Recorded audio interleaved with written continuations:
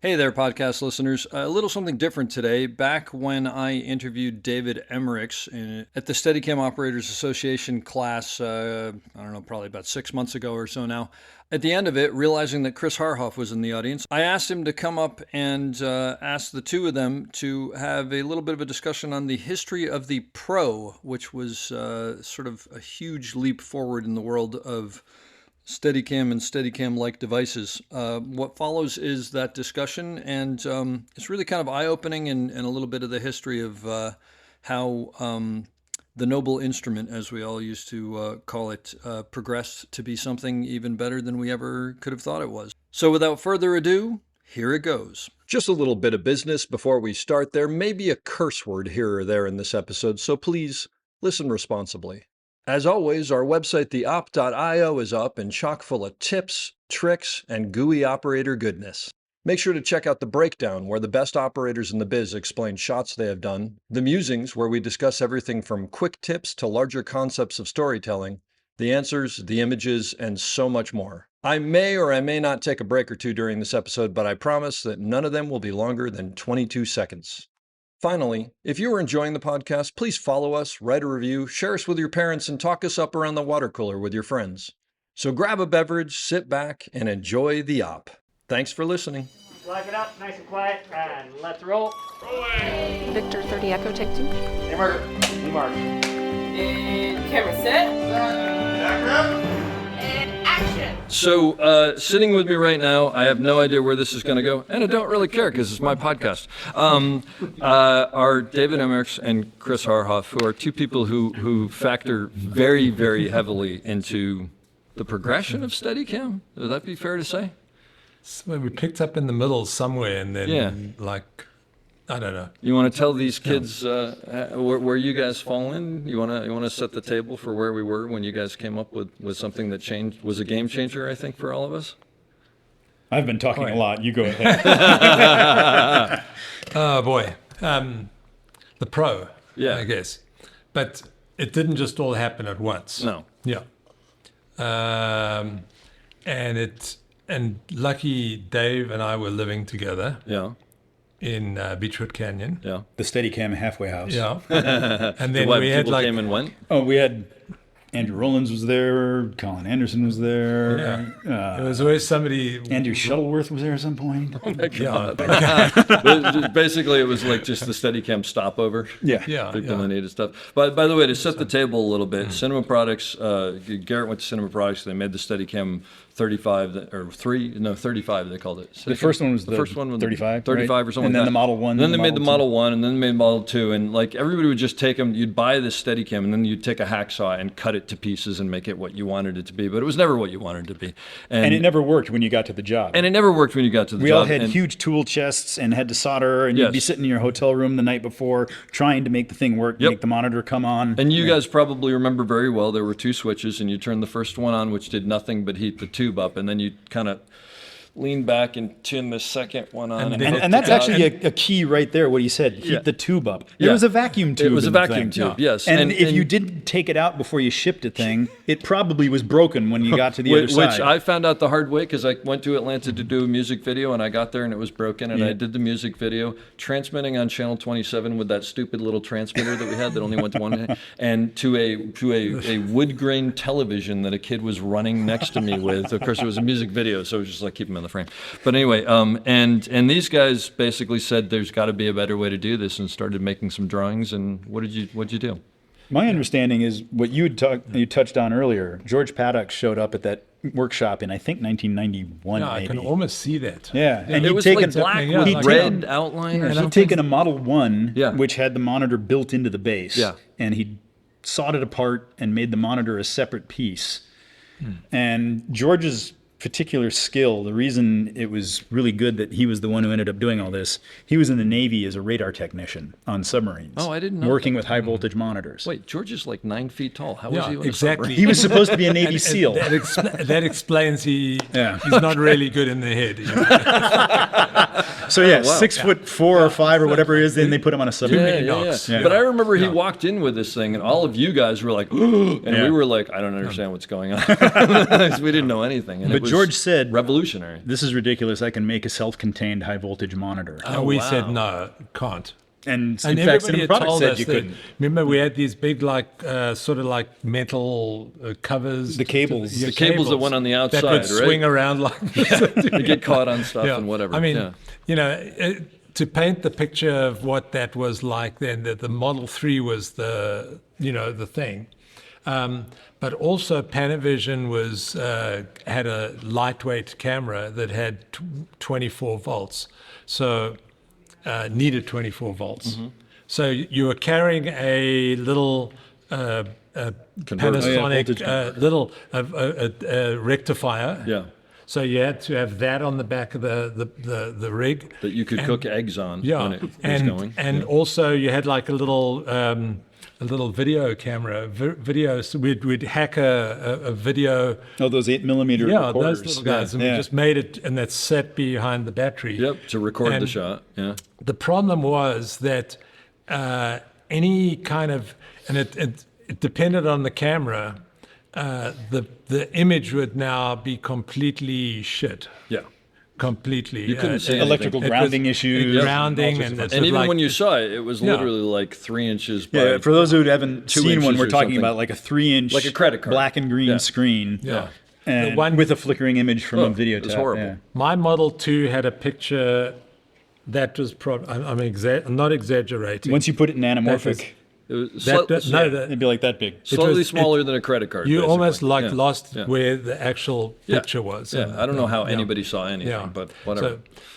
So George kind of he went away back to Arizona, and he came back and he said, "Look, I've got a monitor," and it actually worked, and we were. But he didn't. So did he build this from scratch, or like? I mean, no, he it had a didn't guy. exist. You got an engineer who He had a actually guy, built But it I'm from saying he Yeah. created it. Yeah. It wasn't like he And, found it Well, somewhere he found else. the, he sourced found the tube, Yeah, but and this he and that and built the the other. boards, built the Wow. the voltage, Yeah. high voltage assembly, all that stuff. They built yeah. all of that. Yeah. And once the monitor was built, Well, the thing is also, let's just back up a little Yeah. bit, because we weren't trying to undercut Garrett or CP, but CP had sort of gotten into a kind of a really laissez-faire CP kind of a thing. is Cinema Products, Cinema who made Products, the yeah. original Steadicam. And- Doesn't exist and anymore. most of us were, and I think Ted Churchill spurred this on a little bit. It was nice to go down to Cinema Products and bash them up about, tell them how bad things are, There was probably a no. button up front that they hit when we came in. Yeah, everything shuttered. Exactly. As we Someone came down there. angry is coming. Yeah. Yeah. Remember that long? I was going to say, there's a great moment where he took one of their center posts and smashed one of their fluorescent lights to pieces, and Oh my gosh. exploded glass all over. Not on purpose. Not on but- purpose, but it was pretty funny. but in fairness, it was because we were going out with stuff that wasn't always working, and we were frustrated and just wanted to make it Right, yeah. better. And they were trying to make a product, and we're and, kind of and ahead of that's their time. where and Bob DeRose, and it's probably with Steve St. John, encouraging Bob DeRose to make all these little cool tchotchkes, particularly Did Bob work at Cinema Products? No. No. Okay. He had his was just a little machinist. shop in Yeah. North Hollywood where he just made accessories for Steadicam operators. And back in the day, Bob was like the only guy who He made was Yeah. the only accessories guy. for because He'd he make could- center yeah. posts and rigging and stuff. And Steve always wanted a wider the grips. grip, Yeah. and that's prevailed to today, It says, because there was like a little post like this, Yeah, it was like maybe an inch and a half around or something like that. So Bob really, and also, so everybody were customizing their rigs with Bob DeRose. Bob would say, okay, cool, we can do this, we can do that, and like this. And there was you could, instead of having this long chocolate kind of battery over here, he put it into another little like thing, and you could swing it from left to right. Yep, to I had one balance of it. those. I had one of those on my Model 1. And It was like that's how you did side to side. Yeah. So in essence, as soon as that video the monitor came along, the argument was like, well, can't we just get rid of all this crap that we've got we carry around. Because the And bottom now- part was all the electronics it that was all served the electronic. monitor, right? Just all it would go to 4,000 volts, and then it would up to 18,000 volts, and it was all like this. It was really kind of funky at that time. I you know? remember sound guys would go, "Does it have to make Yeah. that noise?" And you were like, "Yes, it has Like to make that like noise." So yeah, crayfish. once we had a self-contained monitor, then you could basically build your own sled. Yeah. And Yeah, the only right. thing we used on the sleds that was still Cinema products was the gimbal. Yeah. We still used their arms and vests until a couple of years later. It's not like 4 years later they came. You guys developed the arm. And what we did, the cool thing was that, and I can see this right now, us doing the rack for the 3 batteries. For the 3 batteries. Because now you could isolate the video away from all this other Oh, stuff. so that was that's going on. specifically designed just Yeah. to keep all the Just so electronics everything separate. so it lived on its own. So Yeah. because there were, we'd had some real problems Yeah. with the lightweights. You know. You know what? I actually found when my wife and I were looking through stuff, what's important to us when we were getting ready to evacuate for the fires. Yeah.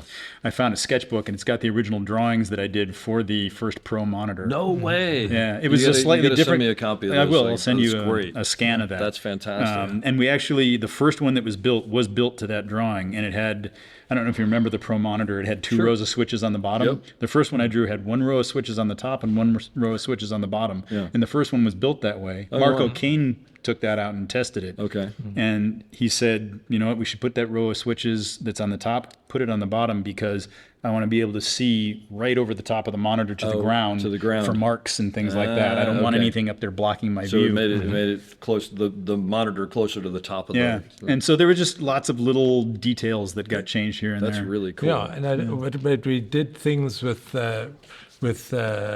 what we intended to do. It wasn't just like we'd had a little bit of exercise out in the jungle, and now we're coming back to And it was all about making it simple and reliable. Well, that's the thing. And what you guys probably don't realize is every Steadicam that you see here, it really kind of functions the way that these guys sort of said, we think that this is where the weight should be and whatever, which is based on the original, but it's much more along the lines of what we see now. There's a huge jump forward for everybody, right? Yeah. And I remember you told me that there was a table in that house. Yes. Tell me about the table. I love the table. we had a pine table, and we had like in the wood. You can see us what we were drawing and everything like this, and it was in the wood. And you'd like every now and then I'd look down and I'd see like maybe the ink had come through a little bit or something, but it's like. And the original drawings, we're sketching stuff on the table. I love that. And on a Saturday morning, my wife said, they come in here for the table. And I was like, what? Why? And he said, no, we're getting rid of that old that pine table. And it had it had embedded all the in it stuff all the and pro gone. history. And I watched it go down the road, and then it gone. A little bit of history there. Sad. Yeah. Well, it's got the original indentations from when Chris was first drawing out the donkey box. Oh my gosh. And so did you come up with the idea he's for the one who donkey came up with box? the name for it. And why is it called the donkey box? I remember this so clearly because we were trying to come up with names for things, and you just offhandedly said, I don't know, we'll call it a donkey box or something. And it stuck, and that is now why it's And I thought this would be cool. People all over the world will say donkey box and not know why. And the donkey box, for people who don't know, is the top stage that goes left, right, and fore and aft, which was a huge improvement over what we had before. And the cool thing was that Garrett actually called me and said, can I have one of those? And then and I said, yeah. That's fantastic. Absolutely. As soon as it was like, then the gates were open. Then we weren't sort of, trying to sort of hide it. Yeah. But then it got a little bit, once we actually had the monitor, it's an interesting that George's instinct was not to try and make a rig out of it. Yeah. He actually wanted to take the monitor and incorporate it in a Model 3 or something. And took it to actually, Cinema Products. In a Cinema Products rig, yeah. And we went to Cinema Products with Jack Holzman, was the guy. I remember you, me, George. Yeah. engineer? We sat there at the table and we showed him that this monitor absolutely works great, and they said, yeah, well, we'll get back to you. And pretty quickly they came back to George and said, no, we're not going to do that. Wow. And why? And this is conjecture. It might not be completely correct, but they were busy already building the Master Series. Okay. And it got an outfit up in San Francisco that was doing it. I forget what lake. So they were sort of lake on their own something. path to and doing they were this on idea. a path to make Yeah. a whole different rig, and this didn't fit It didn't fit. the thing. Yeah. So that became the Master Series, which was heavy. Yes. And Didn't quite work and it as did we wanted had it a to whole when lot it of first stuff came out, that yeah. did not. Yeah. It didn't really do Yeah. anything Yeah. and looked cool. Yes, and, it did. Yeah. So the idea of us just like giving them selling the monitor went away. Yeah. And then we were like, okay, fine. Now we've got the bottom of the rig and we've got the post. And now we had to, for quite a few years, we had to scrounge gimbals and arms. And they could switch us, they could actually stop us by not selling stuff to us. Because they would only sell full rigs, right? They Yeah. wouldn't just sell an arm Yeah. or a vest or whatever. Yeah. I mean, it's hard for you guys to understand, but it wasn't. What are there? 40 companies that make all the components now, and you can buy a monitor off of Amazon and whatever. Yeah. It was not that way, and this was like groundbreaking to all of us. Yeah. And that little monitor, by the way, the self-contained one, each one costs $15,000. Really? Yep. Wow, I So don't now when I remember look that. at buying a small HD, I think they're like disposable. And I'll say this is It was that worth every penny. I actually, there's something about just a monochrome, and I miss it a little bit. That's- I miss no, it a little totally, bit. just green and black, or green It gave and us white or all the whatever. information we needed. We weren't distracted by color or anything like that. And it was a power. You knew that you could come out of the door and you can go outside into the sunlight, and Yep. you could see exactly It what was you needed. unbelievable. And There was no such thing as a bad angle on it. and also nowadays the monitors now are about this big, Yep. let's say, and that whole thing that Mark was really hanging on is you want to see past the monitor, see what's there, and now you've got this massive thing, Big yokes and all even over the the ones place. that have like those big yokes and the whole thing and everything. That's just that's hiding stuff that's coming up on you. So, and also you have to You got to get manipulate it around yourself stuff and not around hit things and not a hit your arm. couch or something. I remember like that, when yeah. I got my I went from a Model 2 to a Pro, and I remember getting my Pros in Texas, and it came, and I plugged it in, and I turned the monitor on, and I turned it off, and I turned it off, and I turned it off, and I turned it on, and I turned it off, and I was like, it goes on every time, it goes off every time. It was like people were like, "What's wrong with you?" I was like, "Look, it turns on." It's like, of course it does. But it was like, I'm not scared. The last job I did with my Model 2 was Cool Runnings. I was down in Jamaica, and it was on the fritz. And I remember trying to turn it on in the morning, I took it around behind the camera truck, and I was bang, bam, bam, bam, and it would turn on. I was like, I'm going to leave it on as long as I can. That's the other thing. It's like you didn't want to turn it off. You're like, I got to do a couple of takes. Literally, the last shot I did with it was walking. I think it was following John Candy down a hill, and I had wind protection around me. They were solids at the time, not nets. Yeah. And in the middle of the take, the monitor just went out. And I thought, well, no one can see that I can't see my monitor, so I'm just going to keep going and hope that the frames love are. it. And like for another 30 seconds, just kept going. And then when they called cut, all right, great, moving on. I was like, okay, good. Some of your best work. And that was. That's what made your entire career. Yeah, right. Yeah, that's fantastic. So the equipment would give you a heart attack way too often, There's and no the idea question behind about the Pro was just to give you something simple and reliable that worked. And now that's spread out. Greg Bubb makes his stuff. There's unbelievable. Tiffin makes a huge range of stuff, and the equipment now it just works. But everybody built off of what you guys created, which really got us. Like it was like a moonshot. kind of It thing. needed to start somewhere. It was unbelievable. Yeah, so we all thank you. Anybody have any questions for these guys? You want to ask either of them any questions? No? What? What? Well, you're going in the podcast with advice on what to make it as a great Steadicam operator, but you changed it, or Dave changed it. So, and that was, I'm glad you answered it still, but Oh. like, what would you say for being a great Steadicam operator is your advice, or people just starting off? You mean advice on what would make you a better Steadicam operator, or how to become one? I guess both, or I That's a Keep your tricky one. horizons straight. I don't know. Oh, by the Main way, things well. I actually wanted, I'm sorry Jerry Hallway's not here. I wanted to congratulate him on the Volt and the Technical Achievement Award and all I that know. stuff. Because that's right. That's right. we talk about moments, and I'll get back to what you said. Talk about moments where things changed. Like the Pro was a really good change. It made it a lot easier to do what we do. But Yeah. the Volt has been, I think, the next really big game changer. Absolutely. And I don't know if you guys are playing with it, without it. Looks like I think tomorrow they play with it. We keep it off. keep it off. Okay. Until the last day. And that's because, Yeah. we've had careers where for decades we didn't have it. But I tend to think of it as a safety device.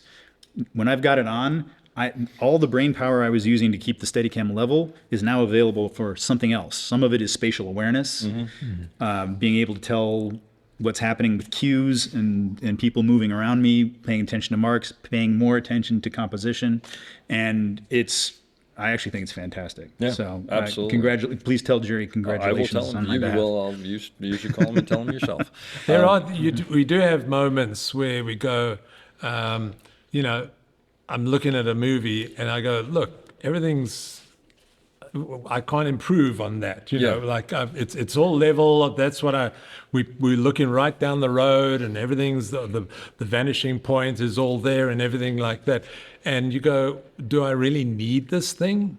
Yeah. Do I need this thing? It's a pain in the ass. It's got the cable wrapped around it, and it's more stuff that we have to deal with, And then, but there are then there are times where it there are saves your ass, times right? you say this absolutely is the It right, makes life a lot easier. But that's tool, also yeah. most of what we And do. it came along at a time when everybody's like putting the crosshair on the center, of the Yeah, frame, yeah. and everything's so symmetrical and everything like that. And it's just something to, deal with. To help you with that. Yeah. But I'll start answering Please Zoe's do. question off, which I would say, if you want to succeed as a Steadicam operator, know that it's not about the Steadicam. Like you have to learn how to use it, and I've been saying, you have heard me say this but you have to learn how to use it. Sure, you have to know how to pan and how to tilt and how to walk and how to this. But when you get back to forgetting about that and just making stories, and like we were talking about, David, about the camera needs to move through space. And I just have to figure out how not to mess it up moving through space, because that's where the shot is. That's what you have to get back to. I mean, I always tell people it's like driving a stick shift. If you've driven a stick shift, letting the clutch out is really hard, but eventually you do it without thinking about it, and you just do it. Your advice? Practice a lot in terms of the technique, because the best exercise you can do for getting good at it is to wear it. Unfortunately, there are not too many exercises at the gym that can actually improve on what actually wearing the rig and Which implies that you need one. Yeah. You need access to one. Yeah. Whether you're borrowing a friend's, going to a rental house or something like that, you need access to a rig and you need time in the rig. And that's what Ted gave me when I was a film student. I couldn't have afforded one when I was a sophomore in school, but I could go to Ted's place, put the rig on. There was actually one day where Larry McConkey came over. Oh my gosh. And I was like, oh my God, brain absorbed everything. So for an hour, I had Ted Churchill and Larry McConkey teaching me Steadicam. Oh my gosh, that's unbelievable. So practice, and then the main thing you need, what is going to give you away first when you get on a set, is if you don't have a good sense of composition in motion. Yeah. And so watch movies. Watch movies they've done. Watch movies and pay attention. Watch Birdman. Yeah. Watch movies and pay attention to how the camera moves, because the frame, you can't make a good frame here and then have crap for a while and then come over to a good frame here. You need to know why It all has to what to work. do to make it a good frame all the way through. Bingo. And once you can do that without worrying about the equipment, that's when the confidence builds. And all that goes together with building a client base, and that's how a career builds. When I do workshops, I always kind of go back to it's really about your feet and your positioning in the shot, and then you think, okay, where my feet are going and my body is going is where I want to be, and then you go, all right, now I've got this mass that is like 60 pounds. No, not that. Not much, anymore. right? Not anymore. Usually, okay, but close enough. So now that over there has to be in the right place. Like, let's say somebody is looking over a balcony or something.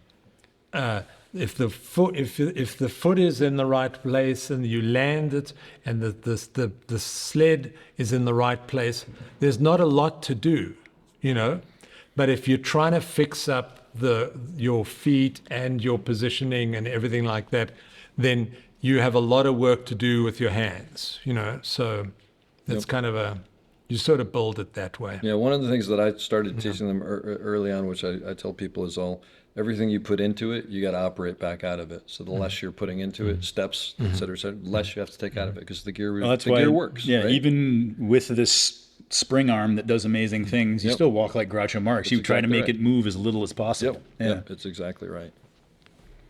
A little shuffle. Obviously, it's like technology has advanced in Steadicam. We have Volt, all the stuff that's making the Steadicam itself better.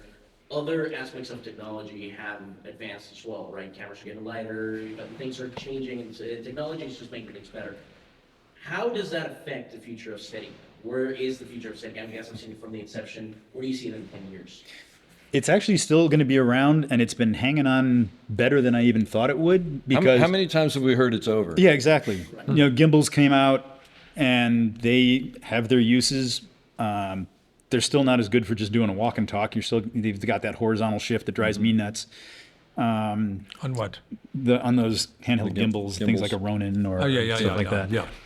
I would say one of the major things for me has been that I don't have to do as many crazy things as I used to, because new technology has been developed to do those things instead. Remote heads that are stabilized, that you can put in a place like the shot he was talking about that I did on Armageddon, swinging down on a cable 60 feet across the stage.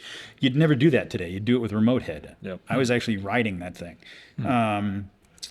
And I used to do stuff on those music videos in Harlem where I was hard mounted on the end of a crane arm on a car driving around, and they were booming me up. I was in low mode, and they'd boom me and dip me down into a convertible, and then back up and out. And they actually boomed me up into a traffic light as we went through an intersection. And the gaffer just screamed, "Duck!"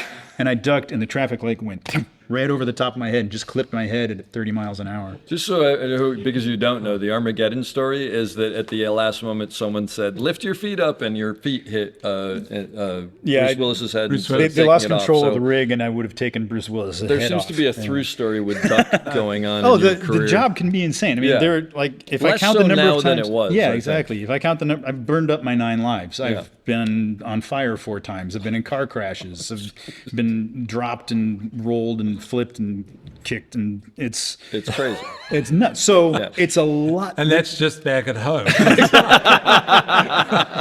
So the fact that they have all these other tools that allow you to do that, I don't do Steadicam anywhere near as much as I used to, because I have the good fortune of usually working on something with a big enough budget that we can get the right tool for the job. The Steadicam is the right tool for some very specific jobs, and it's still the best tool for those jobs. Yeah. And there are things it does better than anything else. It's still the best tool to simulate a human POV. A lot of people do it handheld, but your eyes are stabilized. Go take a boat ride and go bouncing along and look at the horizon. It's absolutely dead perfect. It's amazing what happens up in here in terms of image processing. Yeah. Well, the Steadicam simulates that really, really well. It's great for POVs. It's not great for fight scenes. Handheld's great for fight scenes. There's a reason it's almost a cliche. Yeah. It works. It imparts a certain energy to it. This can be a little lethargic, the Steadicam.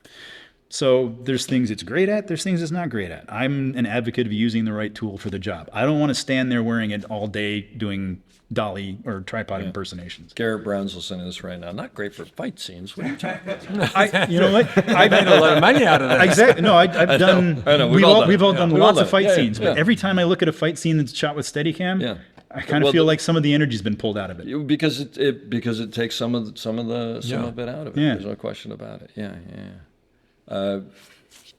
You talked about the De Niro like tapping him on the shoulder and Hank's kind of testing you.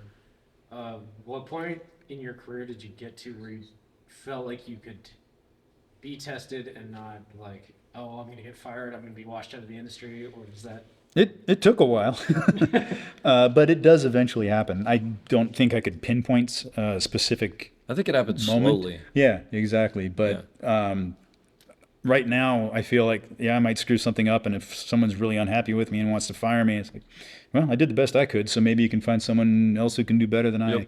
So, is there like coming into it and stepping up, and like I've done a lot of reality, I haven't done much narrative, like stepping into it, are there things you have to watch out for, like?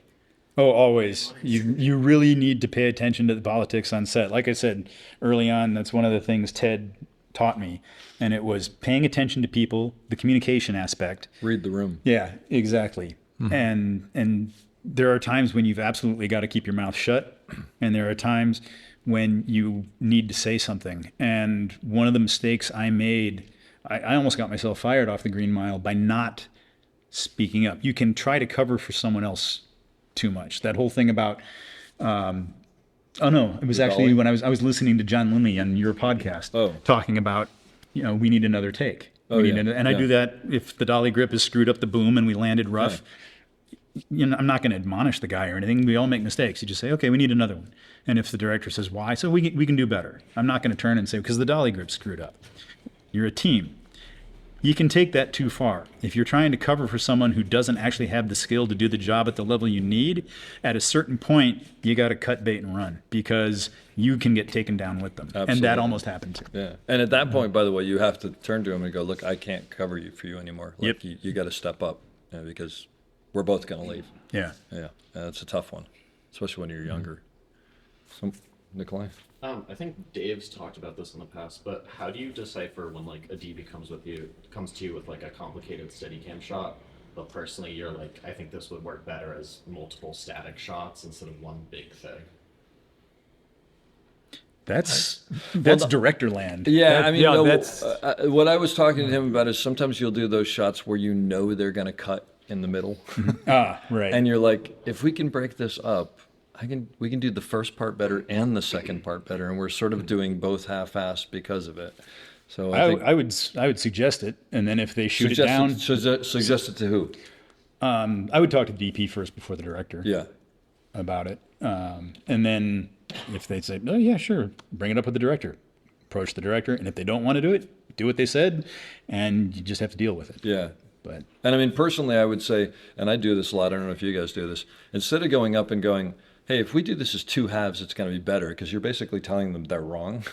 There's that thing of you never want to do hey, that. can I just, is there any value to like maybe doing the first part this way and the second part that way? Yeah. And basically what you're saying, and I've told you this a lot during the thing, is like you're going up to them and going, look, I'm a complete idiot. I have no idea what I'm talking about. Could you explain this to me? And then they can go, oh, you know what? There is a good, what we should do? And then hopefully they back into what you want. But I think you have to give them the out almost, right? You want to make them think it's their idea to some extent. They're not children, but there are. But they are. But, well, you don't. We all have we all have egos. Is what, exactly. And you don't want to tell someone they're wrong. And that's something, actually, I'm glad you brought that up, because I didn't touch on it when we were talking. But one of the first things. One thing that took me a while to learn was not to be a naysayer. You can, once you get good at this, you can tell a shot's not going to work, and you can probably tell why. But the worst thing you can do is say, this shot's not going to work, and here's why.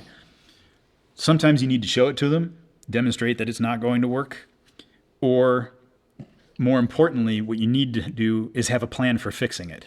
Because if you're going to present a problem, you'd better present a solution at the same time.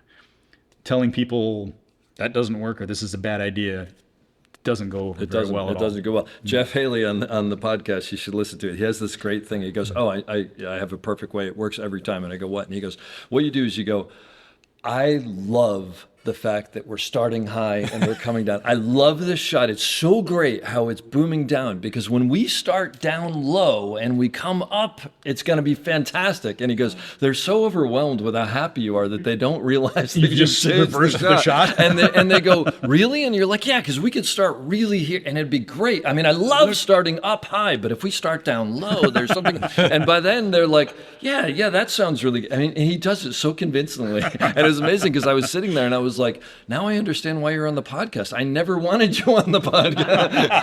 I don't even know who you are, actually. But it's quite amazing, actually. But there's a lot of psychology that, I mean, it's all like, I would say 50% more of our job is just it's true. reading the room. I've gone up to directors and gone, I must have missed something. why are we on this side of the line? Yeah.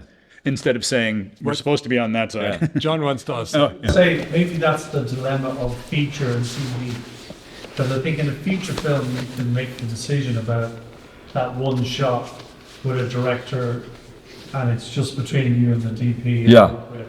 But on TV, you've got to they'll always want an option to cut into it because they'll want to pace it up. There is And that. that's part of the politics you're talking about too, about trying to manage that politics, still trying to get that great epic shot. Yep. Knowing that in the back of your head, the notes that you're going to get later saying, listen, this shot takes 30 seconds.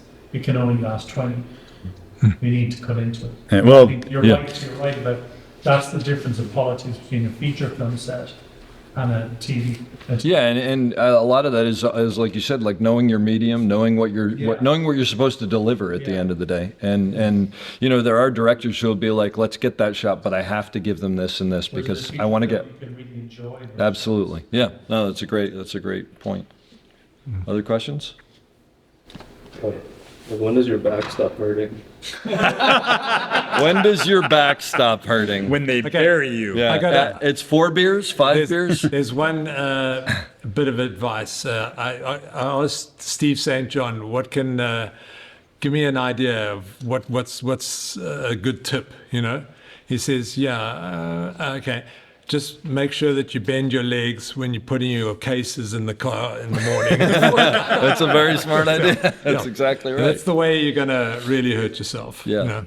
Yeah. But on that note, stretch. Someone back there had a question? Yep.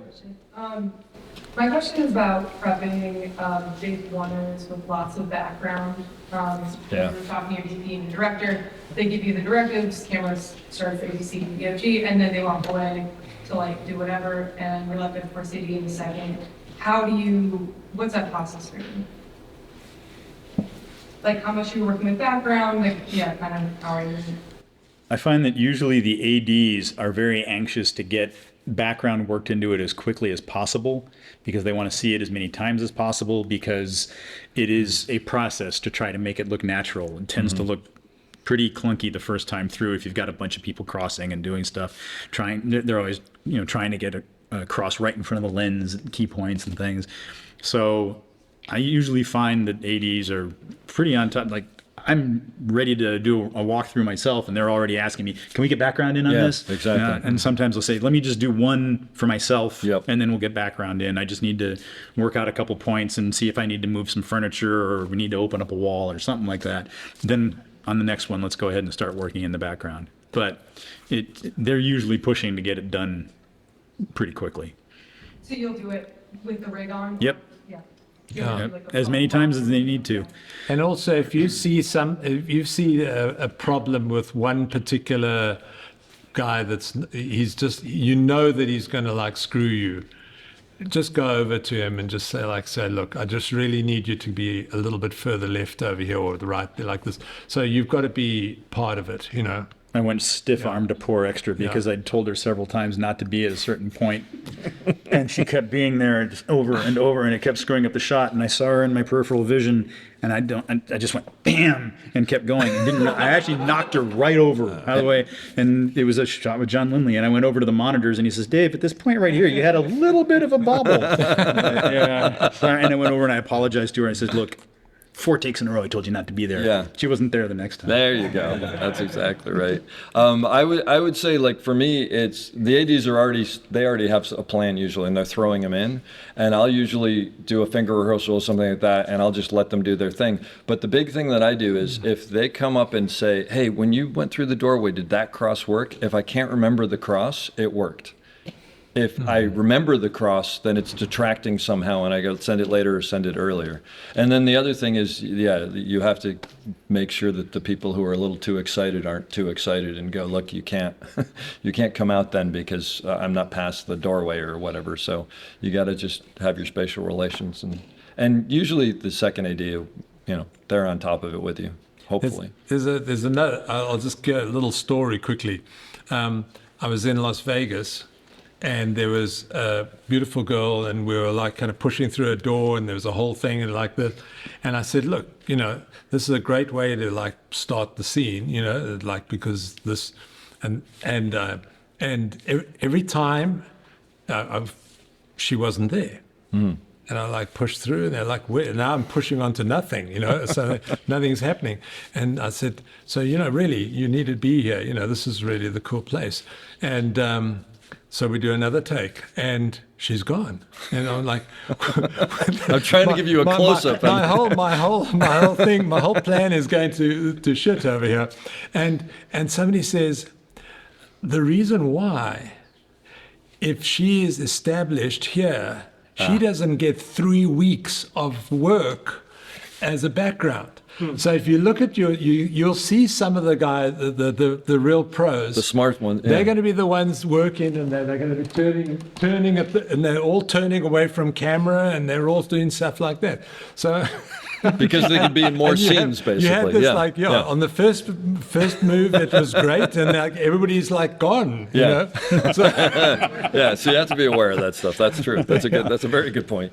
Yeah. Anyone else? So the students have heard from each instructor like how to deal with difficult DPs, but it seems like everyone has their own approch. How would each of you suggest? Difficult DPs? Difficult? Can you give us a... difficult in what way? It's a John Conroy. in the relationship from the Steadicam operator and the difficulty of your shots that they might not understand. Difficulties of our shots that they might not understand, like meaning they're not realizing what they're asking us to do is impossible or something like that, and how you deal with it. Can I answer that? Yeah. It's the DP's fault if he can't communicate the shot properly. It's not the operator's fault. I just want to reiterate that here. The DP in the audience is saying it's the DP's fault for not explaining the shot well, and we're gonna have you write that out and sign it later. So, yeah. Communicate the shot properly. It's his fault. I don't disagree with that, actually. I mean, but at the same fault or whatever, but it's not. It's never the operator's fault. And a lot of the times, I love him. Working with Chris, and he's the best guy I've ever worked with. It's always he's the guy who gets you out of trouble. It's not. So basically, you're the person that has to try and describe the shot to them, and then very often they're the ones that fine tune it and bring it to the sort of finish. So it's your lack of communication skills if there's a problem. It's never the operators. It's funny that you said that way, because I always view it as, look, it is the DP's job to communicate it well enough so that I can just take it and run with it. But I also feel like sometimes it's part of my job to go, they haven't completely, but I'm going to fill in the gaps. But I would say you should never be a passenger. Yeah. Mm-hmm. So you're never a passenger, you're always a contributor. Yeah. But the problem always, from my experience, comes from my lack of communication skills to the operator, not the other way around. So that's something you should think about. If Chris isn't available, I'm happy to fill in any time. I don't think I can answer that better. Can you? No, absolutely not. Operators are right and DPs are wrong. That's what makes a great DP, the fact that you know you're wrong all the time. And by the way, a great operator too. Right? All of us, yeah, and we're all fallible. All right, I think that's probably it. Anyone else? All right. Well, thank you very much. This has been fantastic. Absolutely. Thank you all. I hope you enjoyed that as much as I did. We'll be back soon with another great episode. Don't forget to check us out on theop.io for all sorts of information on operating and storytelling. So thanks for listening and have a great day.